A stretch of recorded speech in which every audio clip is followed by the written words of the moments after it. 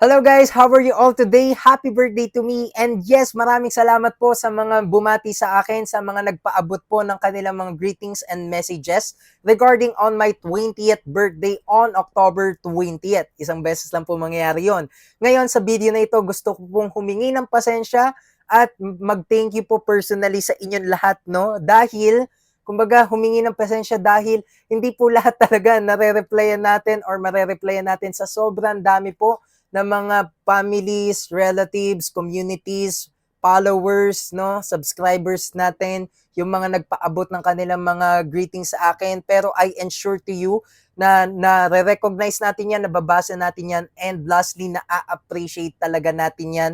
No, hindi naman natin ma-replyan, pero talaga nakikita ko po yan. Kaya with that, thank you so much po sa inyong mga pagbate at yung mga inspiring messages and words nyo po para sa akin, no? Thank you po. Ngayon, sa video na ito, singit lang natin is marami rin akong natutunan, no, regarding yan sa pag-celebrate ng ating birthday. So, number one, mabilisan lang ito. Ang pag-celebrate po ng birthday ay hindi ito tungkol sa padamihan o pagarbuhan ng handa. So, tatandaan natin yun na ang pag-celebrate po, yung essence niyan is talagang, no, kung masaya ka, kung fulfill ka, kung ano man yung handa mo, marami man o hindi, magarbo man o hindi, dapat grateful ka pa rin sa kung anong meron ka. Number two, yung mga guests, no? Paramihan ba ito ng guests? Hindi. So, ang pag-celebrate po ng birthday ay regarding po ito kung gaano katotoo yung mga inimbita mo, yung mga friends mo, no? Yung mga family members mo sa pagdalo nila sa birthday mo. Kung talagang masaya ka, masaya ka. So, ibig sabihin nito, fulfill ka sa sarili mo pa lang at hindi mo kailangan ng sobrang daming bisita. Number three is, ang pagbe-birthday po, hindi ito tungkol sa maraming material na bagay kapag ka nagse-celebrate ka. Yan nga, tulad ng mga regalo. Dahil yan po, no matter how small or big, no, yung efforts, yung gifts, no, na binigay sa iyo ng mga mahal mo sa buhay, mga friends mo, no, regarding how small or big it is, no, kailangan nating maging grateful, kailangan nating ma-appreciate yon at maging mapagpasalamat tayo dahil yung mga bagay na yon ay hinihiling ng iba, pero kumbaga sa iyo, ayan, kung anong meron ka ay natatanggap mo ito, no, at fulfill ka. So ngayon, ayan yung mga lessons na natutunan ko, no, regarding sa araw na to na kaarawan ko.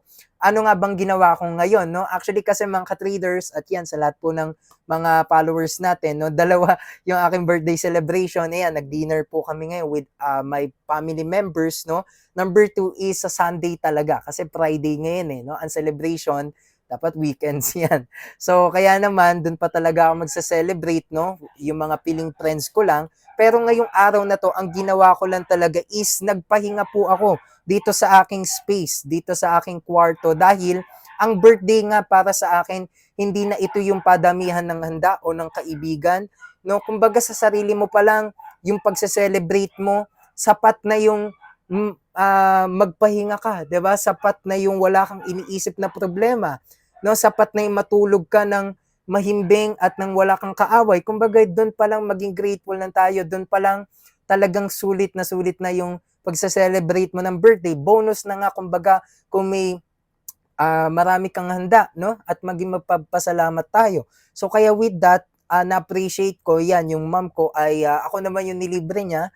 So nag-celebrate kami tonight, no, ng dinner with my family. Pero yan nga, sa mga pupunta pa sa birthday ko sa linggo, kaya sa pag-celebrate natin is maraming salamat na agad sa pagpunta ninyo. And again, sa video na to humaba na, gusto ko lang naman humingi ng pasensya at magbigay ng gratitude po sa inyong lahat, no. At sana sa video na to may napulot din po kayong mga aral na may apply po ninyo sa inyong mga bawat buhay at sa bawat araw-araw na ginagawa nyo po. Okay, kaya yun lang. Again, 20 years of existence, no? Alam ko marami pa akong matututunan, marami pa akong gagawin, no, ng mga produktibong bagay na makakatulong sa mga Pilipinong kabataan at sa mga kababayan nating Pilipino. Asahan nyo po na continuously ay gagawa pa tayo ng mga maraming motivational contents, na mga educational, no, na mga productive videos para po sa inyo lahat, para makatulong tayo. This is not all about, no, what I would get. this is all about what I can give to you guys. Alright? So again, maraming salamat po sa mga nagpaabot ng kanilang greetings and messages para sa akin. Napaka-inspiring po at lagi ko pong tatandaan yan, yung inyong bawat pagsuporta at bawat pakikinig ko po sa inyo din, no, ay sadyang makakatulong sa aking career. So yun lang, maraming salamat po mga ka-traders, sa lahat ng mga community members natin dyan, family members and friends. Maraming salamat po sa inyo. Bye-bye guys. Thank you.